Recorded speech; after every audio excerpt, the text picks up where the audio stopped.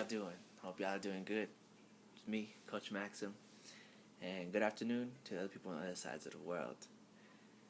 Um, Getting back to the video of how I turned my failures into success. And before I do, I want you to write this down right now. It's a quote about one of my most favorite authors. It's every adversity, every failure, every heartbreak has the seed of an equal or greater benefit.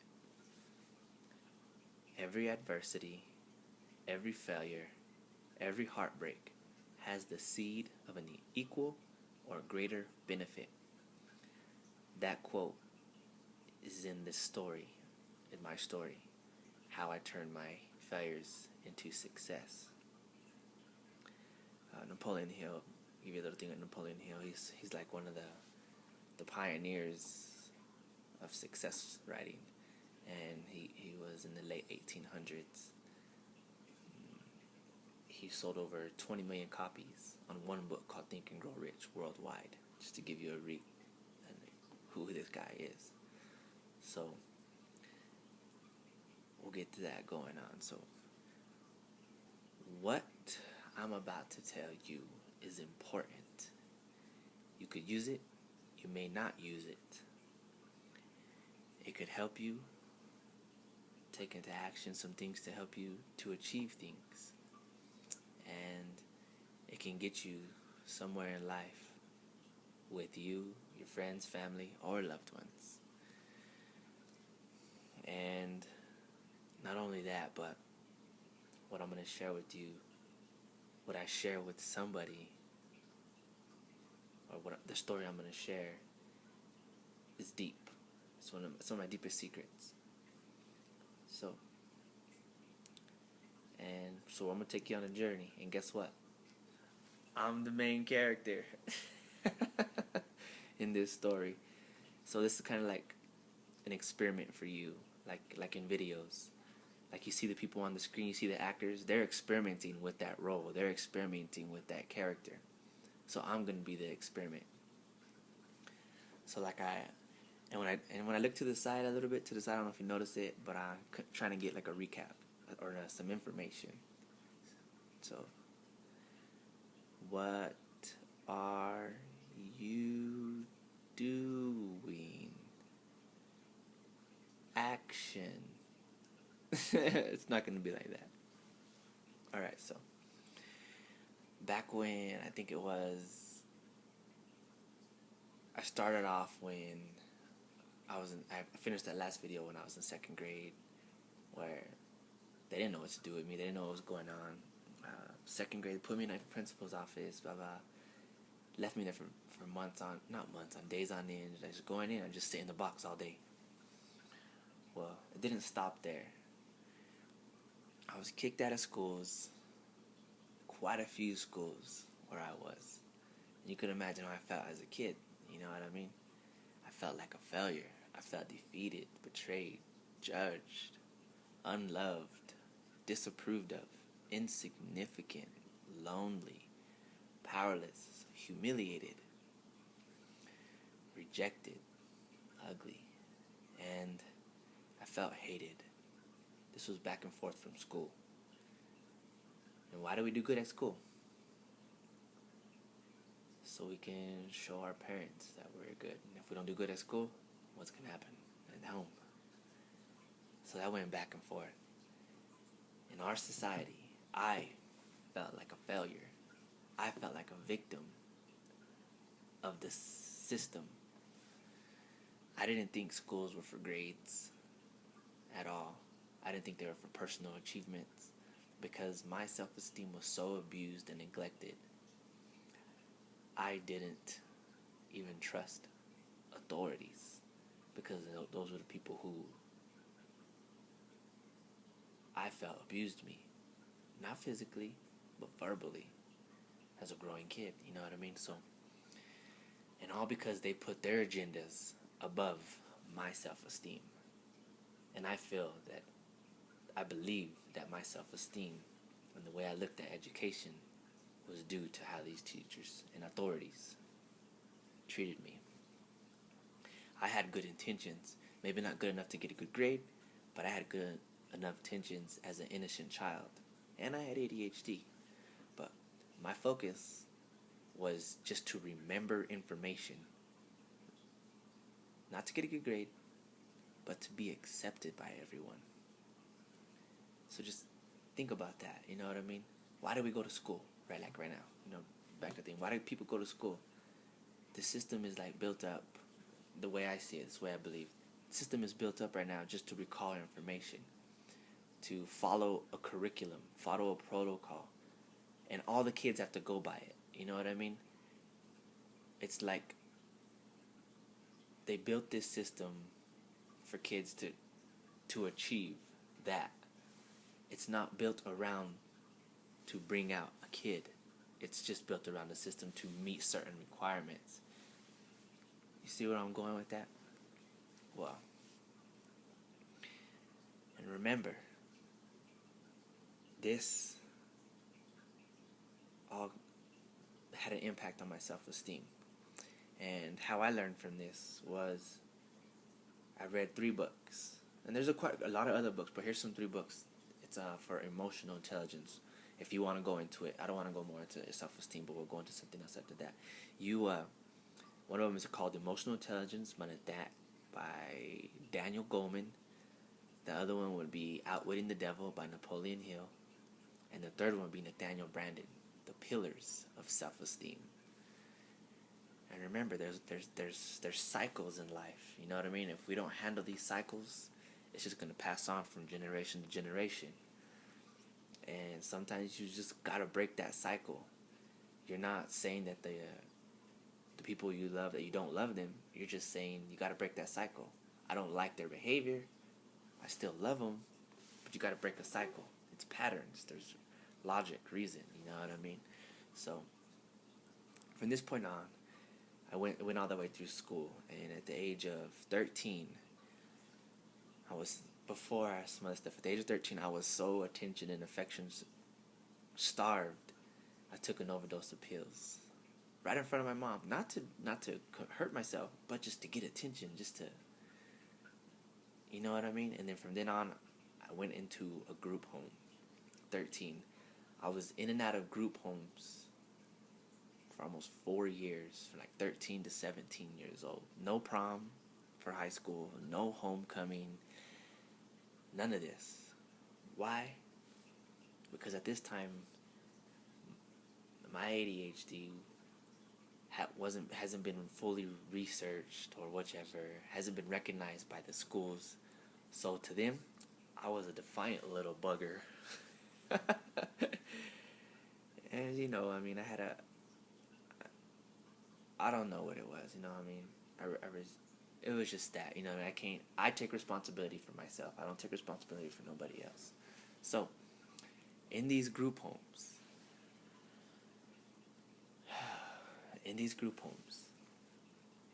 I was with kids whose parents didn't want them at all. Adopted kids who have never been or known a family life in these places, you know what I mean? So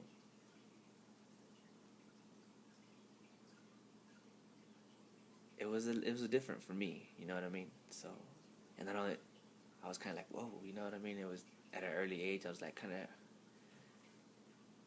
of shocked. And well, let me tell you what a group home is. It's kind of like society kind of sees them like sometimes as a psycho place, but there is psycho people. You don't have to go to a group home to see psychos. There's psychos everywhere. You know what I mean? So I was in there with kids that families were well off. You know what I mean? They were well off.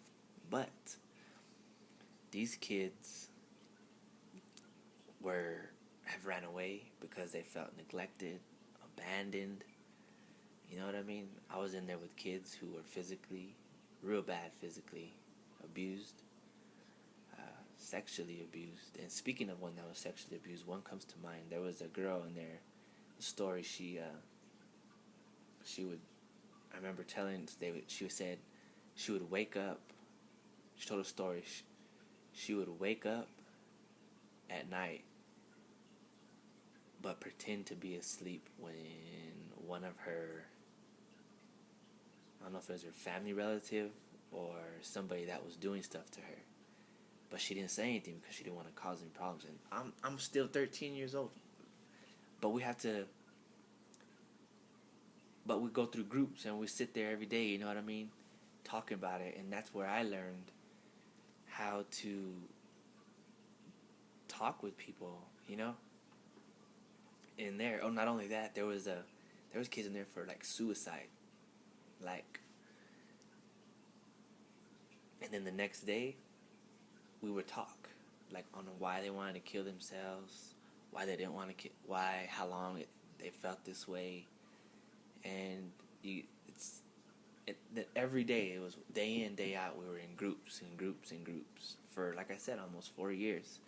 So I won't go into too much detail with that, you know what I mean? I was like 13, 14, 15, 16, I think, a little bit of 16. And then, but anyways, what I got from this in these treatment centers with psychiatrists, those are all, you can see those as failures, all right? So this is what I got, how I turned this into a success. And it leads me to the conclusion for the people that want to help other people. Like, for instance, you're a psychiatrist or something. When I was talking, because I was talking with a bunch of psychiatrists in there, you know, and they brought me to this. They may have many years under their belt. They may have so much knowledge, PhDs, but they don't have a PhD of me. Does that make sense? They may have a degree, but they don't have a degree in me. Does that make sense? So, and the whole time I was in there, they didn't put they didn't put it to the side. They were trying to form you, you know what I mean? Conform you. And it's totally different. You gotta, it goes with everybody in the world. You gotta put your agenda to the side. They were too busy trying to use their knowledge on me, trying to do all kinds, and I knew what they were doing, but they weren't coming off real to me, and I didn't want to talk to somebody I can't trust. And if you're doing what you gotta do, cool. Use it to help you, but don't use it to fix me or do whatever. Understand me first and put everything to the side. That's what I do. And that's how I use, like now, that's how I use to be sincere with people. That's why I am sincere with people, because I've been through psychiatry and stuff where they would just use books at you, throw all kinds of analytical, trying to diagnose you, all kinds of stuff. But they did everything in the book except put the book to the side and just connect with me heart to heart. And that's where I learned a lot of it, how to connect with people heart to heart. Alright, well, I was around that for about 4 years, alright, so, and then which led me to this. Alright, before I go any further, if you're going to be like a life coach, or if you are a life coach, a counselor, psychiatrist, therapist, wife, husband, parent, brother, sister, here's something that I got, I learned from Viktor Frankl right now. He was a prisoner. He was a prisoner in the Germany camps, and he wrote a book called Man in Search of Meaning. All right, and if you want to, I'm gonna paraphrase it for me, so I'm gonna go with you right here. So this is what he says for when you want to connect with people. If you want to connect with people, keep this in mind. When you treat people like they're nobody, you won't get anything from them at all. You won't get nothing from them. When you look at people the way they are right now, without believing in them, you're not helping them be their full potential. You must recognize their will to meaning, their search for meaning in life. If not, you make their life worse. You make their life dull. And they get frustrated. Not only that, you add to other people's frustration when you don't look at them in this way. it doesn't matter who they are, what they've been through, prison. We got prison. You got runaway homes. You got people. It doesn't gangs. It doesn't matter. It doesn't matter what you've been through, at all. You gotta find that spark in them.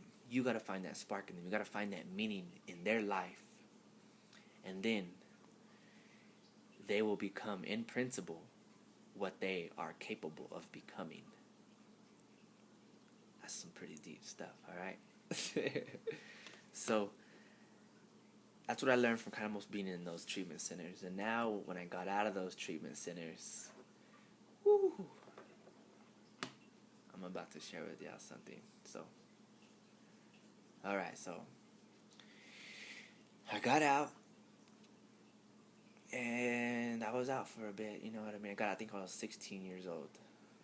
I got out when I was 16, and I came here. I met a lot of people when I was out, and I think it was in 1996. It's crazy, right? But I got out in 96, and I met a couple of people. I was still going to do my own shit, doing a bunch of things, you know what I mean? I wasn't disciplined. I had no aim. I was lost. I didn't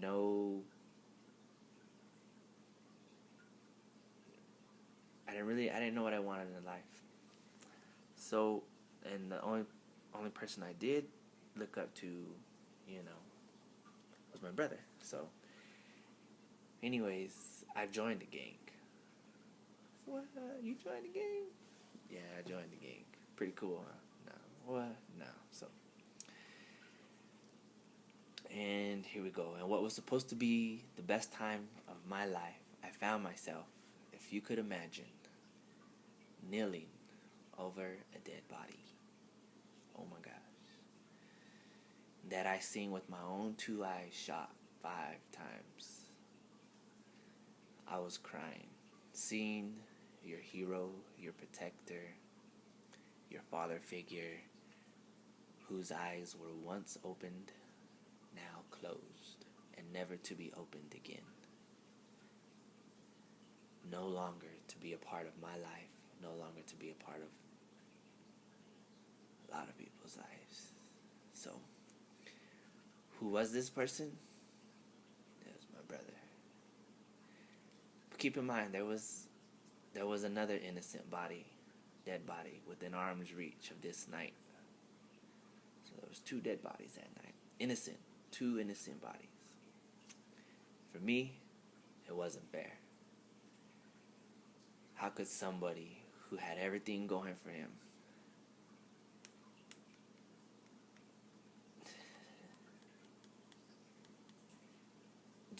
just married, doing big things, be killed? But me, I'm still alive.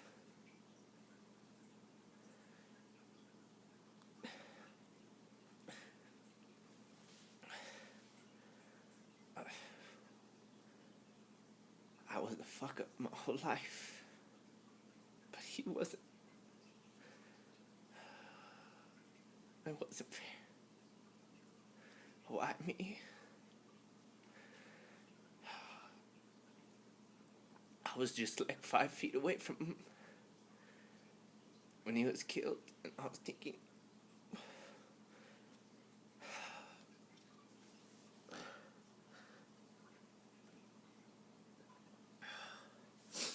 why didn't the shooter shoot me instead? Or he could have just added to the body count. He should have killed me too. But that's what I thought back then. And my brother didn't do anything at all. 2 innocent people that night didn't deserve to die at the hands of uncivil people.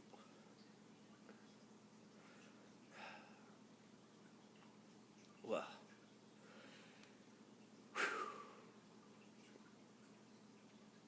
what I was just talking about right there was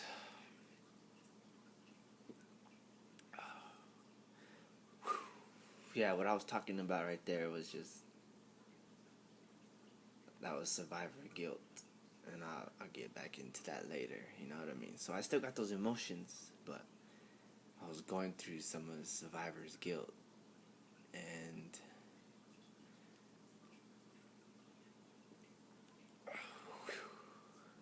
it's pretty cool though. I like it.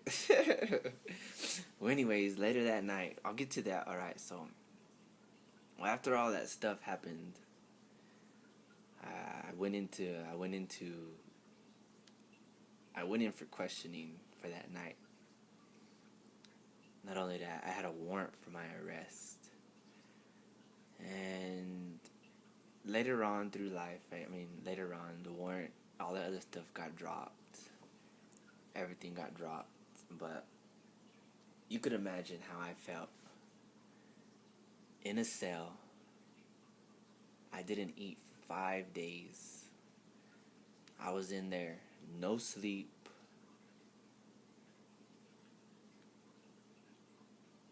no family, no friends, no moral support, nothing for 5 days. And then, like I said, I couldn't sleep. I was going through nightmares, flashbacks, everything. Well, so I'm gonna end it right there, and then I'll come back to when, after all this stuff, I went to, I'll go through some other stuff, but I was in the jail for 5 days. So, anyways, this is just a little, kind of real brief. It's not that much detail of my teenage life, from the beginning of my child to my teenage life, and how I turned my failures into success. A smile a day keeps the doctor away. All right.